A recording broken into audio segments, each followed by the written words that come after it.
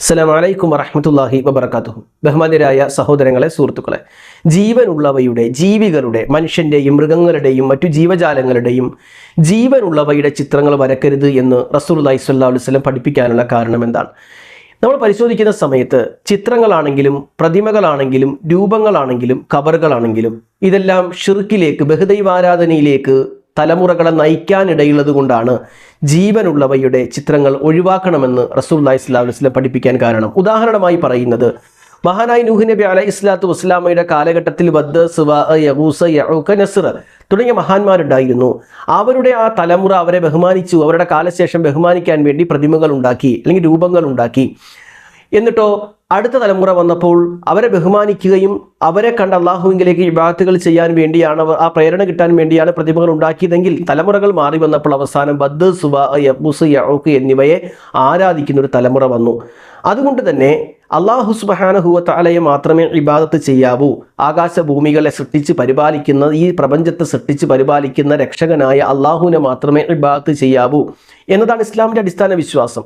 ആ വിശ്വാസത്തിന് വിഭിന്നമായി മനുഷ്യനെ ആരാധിക്കുന്ന, മറ്റു സൃഷ്ടികളെ ആരാധിക്കുന്ന ഖബറുകളാണെങ്കിലും മക്കാമുകളാണെങ്കിലും പ്രതിമകളാണെങ്കിലും മരങ്ങളാണെങ്കിലും ആ ഒരു ശൈലിയിലേക്ക് പോകാതിരിക്കാൻ വേണ്ടിയാണ് ഒന്നിൻ്റെയും പ്രതിമകളും രൂപങ്ങളും ചിത്രങ്ങളും ഉണ്ടാക്കരുത് എന്ന് പറയുന്നത്. പ്രത്യേകിച്ച് ജീവനുള്ളവയുടെ ചിത്രങ്ങൾ വരക്കരുത് എന്ന് പറയുന്നത്.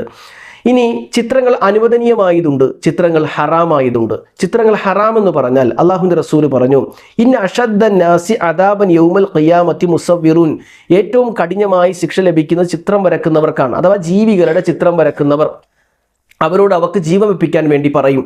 അപ്പോൾ ജീവികളുടെ രൂപങ്ങൾ ഉണ്ടാക്കുന്ന, ചിത്രം വരക്കുന്നവർ, കാരണം അവർക്കൊരു സൃഷ്ടിയും കലയുമായിരിക്കാം, അല്ലെങ്കിൽ ഒരാളുള്ള സ്നേഹമായിരിക്കാം. പക്ഷെ അടുത്ത തലമുറ വരുമ്പോഴോ അവയൊക്കെ ആരാധിക്കുന്ന ഒരു സാഹചര്യം ഉണ്ടാകും.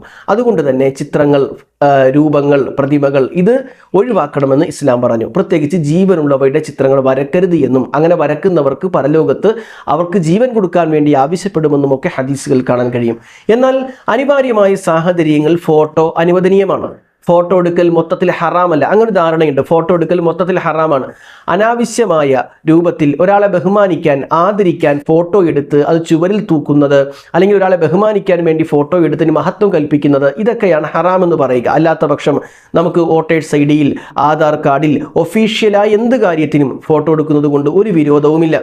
അതേപോലെ തന്നെ നമ്മളെ സംബന്ധിച്ചിടത്തോളം ശ്രദ്ധിക്കേണ്ട ഒരു വിഷയം, വാപ്പയുടെയും ഉമ്മയുടെയും ഫോട്ടോ അത് നമ്മൾ റൂമിലോ അല്ലെങ്കിൽ ഹാളിലോ ഒക്കെ വലിയ ഫ്രെയിമിൽ സൂക്ഷിക്കുന്ന ആളുകളുണ്ട്. അതൊക്കെ ഒഴിവാക്കേണ്ടതാണ്. കുട്ടികളുടെ ഫോട്ടോ ഫ്രെയിം ചെയ്ത് വെക്കുക, മാതാപിതാക്കളുടെ ഫോട്ടോ ഫ്രെയിം ചെയ്ത് വെക്കുക, ആ ഒരു ശൈലി പാടില്ല. ഇമാം മുസ്ലിം റഹ്മത്തുള്ളാഹി അലൈഹി ഒരു അധ്യായം തന്നെ കൊടുക്കുന്നുണ്ട്, ബാബുല തദ്ഖുലുൽ മലായികതു ബൈതൻ ഫീഹി കൽബുൻ വലാ സൂറ, ചിത്രങ്ങളുള്ള വീട്ടിൽ, ഇതുപോലെ ചിത്രങ്ങളുള്ള വീട്ടിൽ മലക്കൾ പ്രവേശിക്കില്ല എന്ന രൂപത്തിൽ ഇമാം മുസ്ലിം ഉദ്ധരിക്കുന്ന ഒരു അധ്യായം തന്നെ നമുക്ക് കാണാൻ കഴിയും. കുട്ടികൾക്ക് കളിപ്പാട്ടങ്ങൾ, പാവകൾ, അതേപോലെ തന്നെ അലങ്കാരത്തിൻ്റെ ഭാഗമല്ലാതെ, ആരാധനയുടെ ഭാഗമല്ലാതെ ചിത്രങ്ങൾ സൂക്ഷിച്ചു വെക്കൽ, ഇതൊന്നും ഒറ്റയടിക്ക് ഹറാം എന്നാരും പറഞ്ഞിട്ടില്ല. കാരണം സ്വഹാബത്ത് കുട്ടികൾക്ക് പാവകൾ കൊടുത്തിട്ടുണ്ട്, കളിപ്പാട്ടങ്ങൾ കൊടുത്തിട്ടുണ്ട്. അതേപോലെ പാസ്പോർട്ട്, ആധാർ കാർഡ്, ഒഫീഷ്യലായ ഗവൺമെൻറ് പറയുന്ന ഏത് കാര്യത്തിനും ഫോട്ടോ എടുക്കൽ അനുവദനീയമാണ്.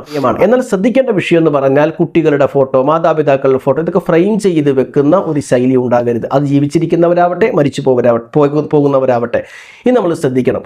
ഇതാണ് ഈ വിഷയത്തിലുള്ളത്. അള്ളാഹു അനുഗ്രഹിക്കട്ടെ. അസ്സലാമു അലൈക്കും വറഹ്മത്തുള്ളാഹി വബറകാതുഹു.